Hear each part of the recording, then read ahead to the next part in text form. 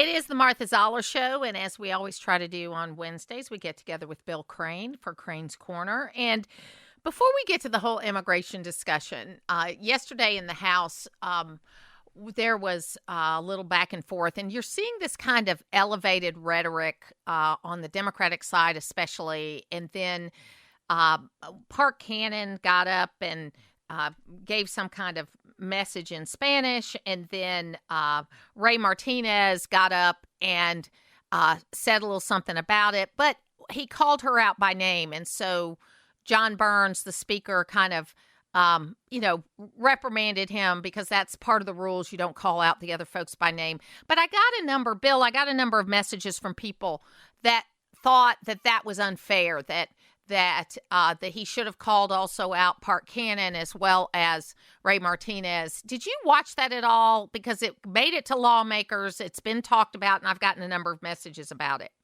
I did not see it live. I heard about it yesterday. Yes, so it does seem like it was not like a rebuke, but it was just say, hey, Ray, let's keep it cool. Well, I know Representative Martinez from when he was on the Stone Mountain Memorial Association board. He also represents Walton County, which is where one of my children lives now. And it does take a little bit of time, and I think this is his second session, to get used to the rules of the chamber. You can say, the gentle lady from the 36th, and I take this position, but when you call someone out by name, particularly in an election year, the presiding officer in both chambers, the Senate and the House, are supposed to remind you that these discussions are on the issue, on the point, not personal attacks to the other member. And I agree with you that the speaker probably could have been also to Representative Parks. And some of her earlier remarks, not just these, pointed out that same rule. But there is a tendency within the caucuses to try to control the caucus conduct within your own party first and then the broader body. And I think, John Burns is a great speaker, but he's not David Ralston, and he doesn't have that experience either. So I would chalk it up to both of those. But I do think, as a general rule, I think you and I agree on the civility thing. You can have strong philosophical differences with people without being rude or argumentative. I don't think Ray Martinez got close to that line from what I've heard, but it's always good to remind people we're going to conduct ourselves in a civil before fashion. It gets out of hand. Because lead by example. You look at Iowa and New Hampshire, the exit polls, border security is the number one issue on everybody's mind. You see it in what we're talking about here in Georgia. You see it all around the country. And what you're also seeing is a lot of Democrats are in the same boat. I mean, this is not something, when you get up to the point 75 or 80% of people have this concern, those are Democrats and Republicans. That's not just one party or the other. Like the 86% who think Joe Biden is too old. That's right. I mean, so I do think that on the one hand, you've got a lot of things going on in the Democratic Party because I think they really don't know who their leadership is going to be next. There's a lot of focus in the media on the problems in the Republican Party, but that's just the media is always going to cover up for Democrats and then try to highlight differences with Republicans. And we have to fight that. We have to fight that all the time. But I do see that this is going to be a huge issue even going in, because I think, and I heard this the other day and I thought it was brilliant, border security is not immigration policy, is what the person was saying. And how he explained that was, you ought to have good border security regardless of what your immigration policy is. Right. Border security is part of immigration policy, but it doesn't define immigration policy because not every immigrant comes in through the borders. That's right. That's right. And that you have to have border security. And I think it's completely logical for Republicans to say, hey, we got to see some movement on securing the border before we're going to give you anything on immigration policy. I don't think that's unreasonable, Bill. Am I crazy? Well, if I was leading the GOP in Washington or Ronna McDaniel or even Donald Trump, I would also consider framing this as a national security issue as opposed to an immigration issue because of what we know is going on at the border and who's coming in. Do we want another 9/11? Do we want to make it easier for the traffickers to get the fentanyl and other drugs here? Because the way the border is being run now on the southern border, that is what we're doing. Well, so ironically, it's a bigger debate than just how it's impacting, how it's flooding school systems, as the clips at the top of this hour shared. It's impacting emergency rooms. It's impacting whether veterans get care because there's so many slots available. But it also is on a larger platform in a time when we're fighting on multiple fronts of field in Ukraine and Israel and helping our allies. It's a national security issue. But, ironically, this podcast that I was listening to was Barry Weiss, who was famously hired by the New York Times to try to figure out how they could have gotten Donald Trump so wrong. And then she got fired because she kept pointing out what they were doing wrong.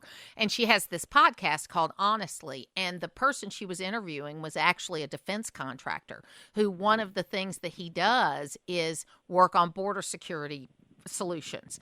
And he was making the point that the border is a national security issue for the reasons you said. And just this morning, News Nation, who's a new cable news network, kind of a more straight news network, they have a reporter that's embedded with the Mexican government because the Mexicans are kind of upping their security at the border right now, where they infiltrated a ring of cartel members that were charging $35,000 a piece to get Chinese through a certain part of the border. That's all they were doing, was moving Chinese people that wanted to go through the border, and they were charging them $35,000. It is a national security issue. Yeah, we have to ask ourselves, why are more people coming in of Chinese nationality through Mexico than Canada to our north, which has the second largest native population of Chinese in the world, to China?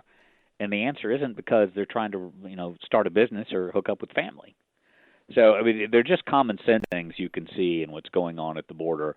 And I applaud Governor Kemp and I think the 16 other Republican governors who are taking a stance not just with words, but support and National Guard troops to strengthen the Texas border, which is the longest part of our border with Mexico, nearly 1,000 miles long, most of it along the Rio Grande, and a lot of that on privately owned land, because I don't believe the Biden administration is going to deal with this.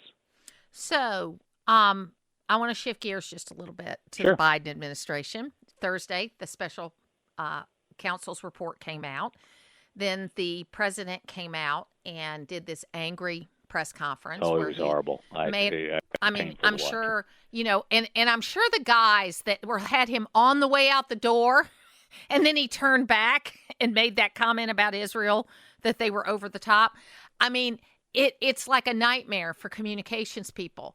But what's worse about it is, I deal with somebody in my family that's got Alzheimer's right now, and I am not saying that's what he has, but I'm saying this attitude of, it's like Grandpa ran the car into the brick wall. Everybody saw it, but he's denying that it happened. That's what it looked like to me. We lost my mother over a period of 3 years, and her world was shrinking with each visit, and it was frustrating sometimes to have conversations and cover the same ground or answer the same question in the same evening. But that's real, and I'm not a doctor, but I can watch Joe Biden in any, impromptu press conference like that one, any appearance when he's on teleprompter, getting on and off Air Force One, and there are significant cognitive issues there that we don't need the Commander-in-Chief of the United States of America, one of the most demanding jobs in the world. And I also say Donald Trump is too old. But clearly you can see the problems Joe Biden is experiencing, and I don't understand why Democrats don't wake up and understand they need a nominating process instead of trying to shut primaries down. They need to be ready at convention with a second plan. Do you think they will? No, I do not. Yeah. No, I do not. Because they believe that Donald Trump will be the Republican nominee, which does still look likely, and that Joe Biden can beat Donald Trump, though the polling does not indicate that. Which looks less likely. I mean, It is true. Nikki Haley is telling the truth that she polls better than Donald Trump against Joe Biden, significantly. I mean, it's not 17 points anymore, but it's significant. And but Donald Trump in every poll is getting stronger instead of getting weaker. Particularly in the battleground states that matter. And particularly in the states that will likely decide the contest. But he's also being successful in postponing most of these trials he's going to have, to where it looks more and more like they're not going to be during the primary process. True. And the federal ones he can basically pardon his way out of if he were to be sent back to the White House. The two state cases, not. And there is also a real possibility that they could reelect Donald Trump, put him back in the White House, and then he could become a felon in two So, states. so final question brings it back home to Fulton County. There's going to be a hearing, I believe, tomorrow or on Thursday, which is tomorrow, related to Fonnie Willis. She is just like digging a hole, man.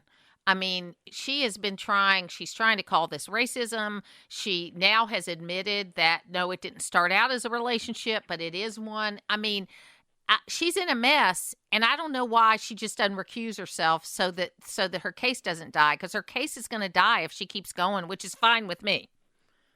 If she wants this to be successfully prosecuted, she only has one choice, and that is, as you just said, recuse herself and appoint a special prosecutor, or have one of her deputy or assistant district attorneys try the case. She needs to pull herself and Mr. Wade off, or the case will probably go down in flames for any number of reasons and rulings by a judge after the hearings when all of this laundry comes out. It's a mess. Bill Crane, thank you so much for being with us today. You can read Bill's column on Access WDUN. We put it up there every week.